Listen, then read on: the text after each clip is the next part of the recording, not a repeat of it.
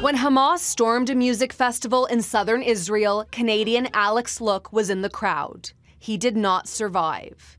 It was hard to believe. It was just so random. A young man attending a concert somewhere in the desert. The Montreal Jewish Learning Centre Chabad Westmount confirmed his death on social media.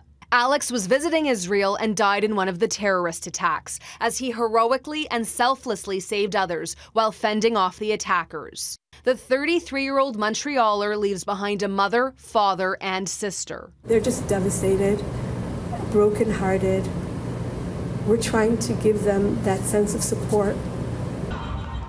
More than 260 people who attended the same music festival were also killed. Drone footage shows rows of cars in the desert, abandoned in the panic to flee. The ambush was part of a multi-pronged incursion by Hamas, with Canadians now among the missing and captive.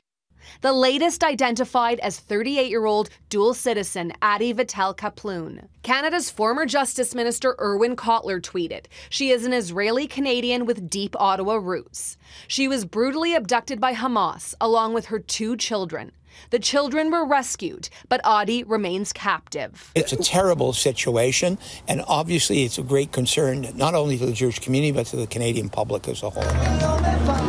Pro-Israel rallies were held in cities across Canada. We have come together to express our unwavering support for Israel. Free Palestine! While pro-Palestinian protesters also gathered, where some expressed support for Hamas. What this moment demonstrates to the world is that we have the right as a colonized people to resist. In light of the large demonstrations, Toronto police have increased their presence. We want to be very, very clear that we will not tolerate intimidation, harassment, or hate-motivated behavior aimed at specific communities. Along with the rallies, there are also vigils planned for the missing and for Alex Look.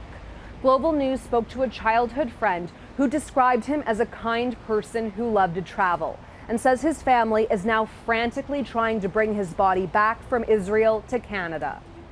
Touria Izri, Global News, Ottawa.